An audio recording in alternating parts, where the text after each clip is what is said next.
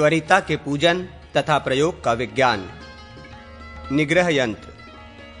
अग्निदेव कहते हैं, मुने ओम हिं हुं खे चा छे छा स्त्रीं हुं छे हुं फट त्वरिताय नमः। इस मंत्र से न्यास पूर्वक त्वरिता देवी की पूजा करें। उनके द्विभुज या अष्टभुज रूप का ध्यान करें। आधार शक्ति तथा अष्टदल कमल का पूजन करें। सिंहासन और उसके ऊपर विराजित त्वरिता देवी की तथा उनके चारों ओर हृदयादि अंगों की पूजा करें। पूर्वादि दिशाओं में हृदयादि अंगों की पूजा करके मंडल में प्रणीता तथा गायत्री की पूजा करें। देवी के अग्रभाग के केसर से लेकर प्रदक्षिणा क्रम से 6 केसरों में 6 अंगों का पूजन करके अवशिष्ट दोनों में प्रणीता तथा गायत्री का पूजन करना चाहिए।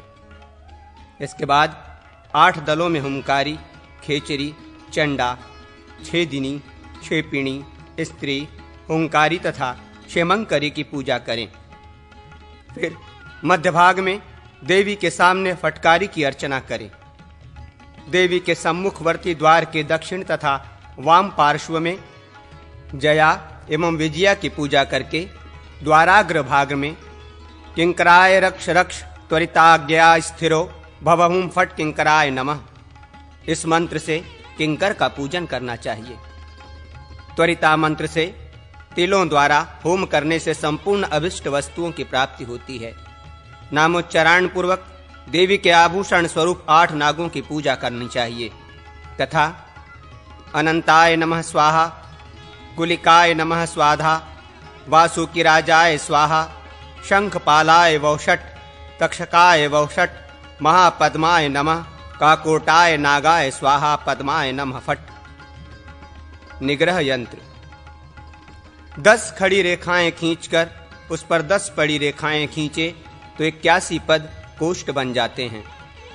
इन पदों द्वारा निग्रह चक्र का निर्माण करें।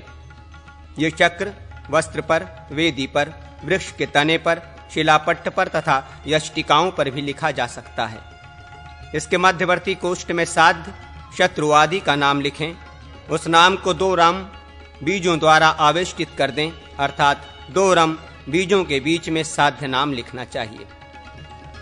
उसके पार्श्व भाग की पूर्वादि दिशाओं की 4 पट्टिकाओं में भ्रूम शुम शुम हुं इन 4 बीजों को लिखें।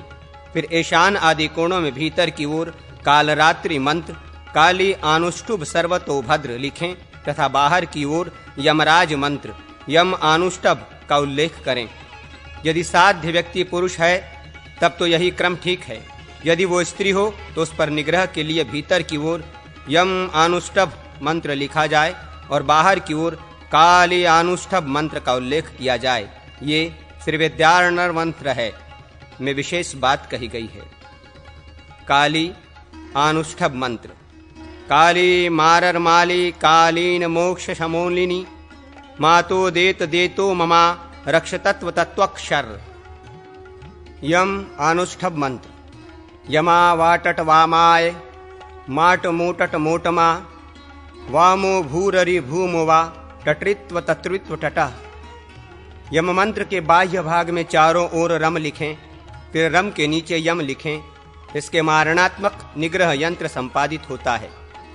नीम की गोंद, मज्जा, रक्त तथा विष से मिश्रित स्याही में थोड़ा चिता का कोयला कूट पीस कर मिला दें और उसे पिंगल वर्ण की दावात में रखें।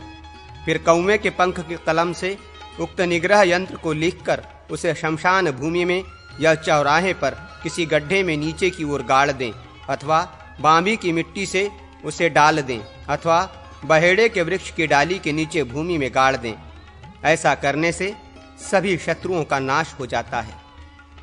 अनुग्रह चक्र। शुक्ल पक्ष में भोजपत्र पर, भूमि पर तथा दीवार पर लाक्षा के रंग से, कुमकुम से अथवा खड़िया मिट्टी के चंदन से अनुग्रह चक्र लिखें।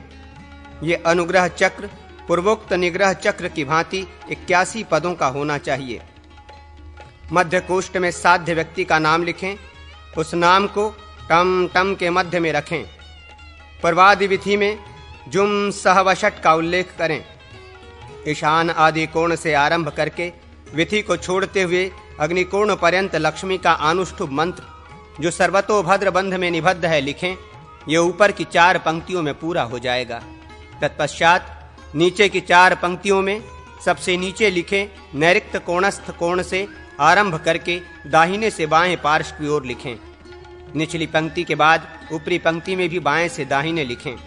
इस तरह 4 पंक्तियों में वही लक्ष्मी मंत्र पूरा लिख दें। वो मंत्र इस प्रकार है: श्री सा मा या मा सा श्री सा नो या गे या नो सा माया ली ला ली या मा या गे ला ली ला गे या। चक्र के बहिर्भाग में चारों ओर त्वरिता मंत्र लिखें। प्रत्येक दिशा में 1 बार, इस प्रकार 4 बार वो मंत्र लिखा जाएगा। फिर उस चौकोर चक्र को इस प्रकार गोल रेखा से घेर दें जिससे वो कलश के भीतर हो जाए। उक्त कलश के नीचे एक कमल बनाकर उसी पर उस कमल को स्थापित किया हुआ दिखाएं। ऊपर की ओर कलश के मुख की सी आकृति बना दें। 2 वृत्ताकार रेखाओं से कलश की आकृति स्पष्ट करनी चाहिए। कलश के मुख पर 2 आड़ी रेखाएं खींचकर उन रेखाओं के बीच में 9 इस प्रकार की माला सी बनाकर उस माला से घट को परिपूरित दिखाएं। इस प्रकार इस चक्र का मनोरथ पूर्ति के लिए तंत्र शास्त्रोक्त रीति से प्रयोग करें। कमल पर स्थापित पद्म चक्र लिखकर उसे धारण किया जाए तो वो मृत्यु को जीतने वाला तथा स्वर्ग की प्राप्ति कराने वाला है। वो शांति के साधनों में भी परम शांतिप्रद है, सौभाग्य आदि देने वाला है। 12 खड़ी रेखाओं पर 12 पड़ी रेखाएं खींचकर बराबर बराबर 121 कोष्ठ बनावें। उसके मध्य कोष्ठ में साध्य का नाम लिखें। फिर ईशान कोण वाले कोष्ठ से आरंभ करके प्रदक्षिणा क्रम से 12 बार त्वरिता विद्या के अक्षर लिखें। माया बीज ह्रीं को छोड़कर मंत्र लिखना चाहिए। रेखाओं के अग्रभागों पर बारंबार त्रिशूल अंकित करें। इस यंत्र को जप द्वारा सिद्ध कर लें। मध्य कोष्ठ में साध्य नाम के पहले ओम तथा अंत में ओम फट जोड़ दें। त्वरिता विद्या के वर्णों को क्रम से ही लिखना चाहिए। अंत में नीचे की ओर वशट जोड़ देना चाहिए। ये प्रतंगिरा विद्या कहलाती है, जो संपूर्ण मनोरथ एवं प्रयोजन को सिद्ध करने वाली है। 81 कोष्ठ वाले चक्र में आदि से ही वर्णक्रम के अनुसार संपूर्ण चक्रों में त्वरिता विद्या के अक्षर लिखें। 6 बार मंत्र लिखने के बाद अंत के शेष कोष्ठों में साध्य का नाम तथा उसके अंत में वशट लिखें। ये दूसरी प्रतंगिरा विद्या है, जो समस्त कार्य आदि की सिद्धि करने वाली है। 64 कोष्ठों चक्रों में भी निग्रह चक्र और अनुग्रह चक्र लिखें। वो अमृति विद्या है। उसके मध्य कोष्ठ में क्रीम साम हुम और साध्य नाम लिखें। पाठांतर के अनुसार उस चक्र के मध्य भाग में साध्य का नाम तथा नाम के उभय पार्श्व में हिंग लिखें।